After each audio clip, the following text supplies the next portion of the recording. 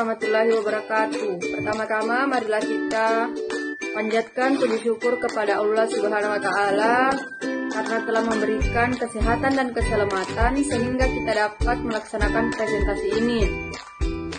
Adapun topik yang akan kami bahas yaitu komunikasi pemasaran. Sebelumnya, perkenalkan nama saya Astuti, saya bertugas sebagai moderator.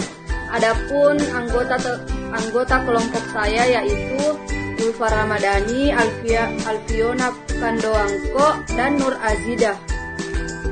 Baik, langsung saja kita mulai dengan mengucapkan Bismillahirrahmanirrahim.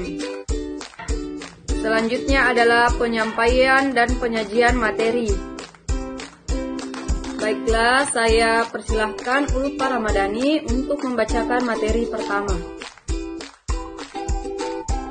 Komunikasi pemasaran. Dalam dunia promosi dan periklanan, komunikasi pemasaran adalah aspek penting dalam keseluruhan misi pemasaran, serta penentu suksesnya pemasaran. Dalam bauran pemasaran terdapat 4 komponen utama yaitu produk, tempat atau distribusi, harga, dan promosi, di mana merupakan penggabungan dari 5 model komunikasi dalam pemasaran yaitu advertising, self-promotion, public relation, personal selling, dan direct selling. Iklan atau advertising didefinisikan sebagai setiap bentuk komunikasi non-personal mengenai suatu organisasi, produk, servis, atau ide yang dibayar oleh suatu sponsor yang diketahui. Adapun maksud dibayar yaitu menunjukkan fakta bahwa ruang atau waktu bagi suatu iklan pada umumnya harus dibeli.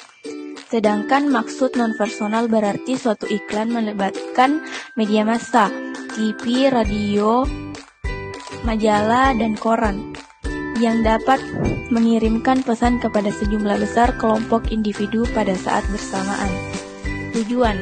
Tujuan komunikasi pemasaran adalah meningkatkan ekuitas merek-merek suatu perusahaan. Advertising atau iklan. Menurut Will, Barnett, dan Moriarty tahun 2003, iklan adalah suatu bentuk komunikasi non-personal dengan biaya yang dikeluarkan oleh perusahaan dalam penggunaan media massa untuk membujuk dan mempengaruhi audiens. Sedangkan menurut Kotler tahun 2003, 814, iklan adalah bentuk penyajian non-personal dan promosi ide, barang atau jasa oleh seorang sponsor tertentu yang perlu dibayar. Alasan perusahaan memasang iklan.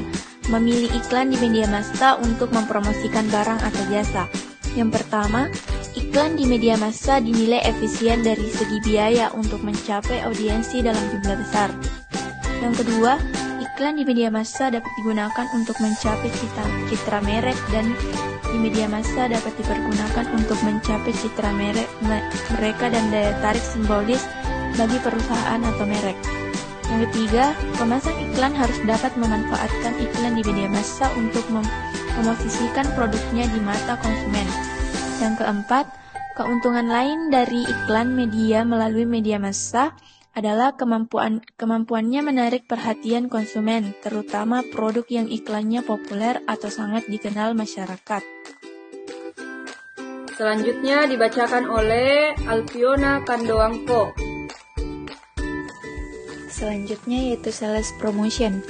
Menurut Kotler 2003, promosi penjualan atau sales promotion adalah berbagai insentif jangka pendek untuk mendorong keinginan mencoba atau membeli suatu produk atau jasa. Sedangkan menurut Lubis 2004, promosi penjualan atau sales promotion adalah suatu kegiatan perusahaan untuk menjajakan produk yang dipasarkan sedemikian rupa sehingga konsumen akan mudah untuk melihatnya dan bahkan dengan cara penempatan dan pengaturan. Perusahaan memilih menggunakan promosi penjualan dibandingkan jenis promosi lainnya karena ada 2 alasan, yaitu konsumen tidak memiliki loyalitas suatu produk tertentu dan konsumen lebih peka kepada insentif yang ditawarkan suatu merek. Yang kedua, terdapat kecenderungan pedagang memiliki posisi yang lebih kuat dibandingkan produsen sehingga mereka dapat lebih menuntut produsen untuk memberikan lebih banyak promosi penjualan dan insentif lainnya kepada pedagang. Selanjutnya, humas atau publicity. Hubungan masyarakat. Komponen lain yang sangat penting dalam promotional mix suatu organisasi atau perusahaan adalah hubungan masyarakat atau public relations. Jika suatu organisasi merencanakan dan mendistribusikan informasi secara sistematis dalam upaya untuk mengontrol dan mengelola citra serta publisitas yang diterimanya, maka perusahaan itu tengah menjalankan tugas hubungan masyarakat. Adapun hal-hal yang perlu dilakukan oleh seorang praktisi humas adalah 1. Humas memiliki kaitan erat dengan opini publik. 2. Humas memiliki kaitan erat dengan komunikasi. 3. Humas merupakan fungsi manajemen. Bagian kedua yaitu publisitas. Salah satu kegiatan yang sering dilakukan humas adalah publisitas, yaitu kegiatan menempatkan berita mengenai seseorang, organisasi, atau perusahaan di media massa. Dengan kata lain, publisitas adalah upaya orang atau organisasi agar kegiatannya diberitakan media massa. Publisitas lebih menekankan pada proses komunikasi atau arah, sedangkan humas adalah komunikasi dua arah. Publisitas merupakan salah satu alat dalam kegiatan humas, namun humas tidak akan dapat berbuat banyak tanpa publisitas. Dan yang terakhir dibacakan oleh Nur Azidah. Personal selling. Elemen terakhir dari bauran promosi atau promotional mix adalah penjualan personal atau personal selling, yaitu suatu bentuk komunikasi langsung antara seorang penjual dengan calon pembelinya, atau person-to-person communication. Dalam hal ini, penjual berupaya untuk membantu atau membujuk calon pembeli untuk membeli produk yang ditawarkan.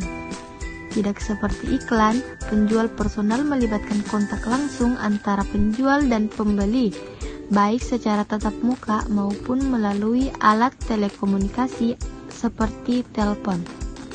Next, direct marketing. Pemasaran langsung atau direct marketing adalah upaya perusahaan atau organisasi untuk berkomunikasi secara langsung dengan calon pelanggan sasaran dengan maksud belum dianggap sebagai salah satu elemen dari bauran promosi atau promotional mix. Namun, karena pemasaran langsung telah menjadi bagian integral dari program IMC yang telah dilaksanakan banyak perusahaan yang seringkali melibatkan strategi anggaran.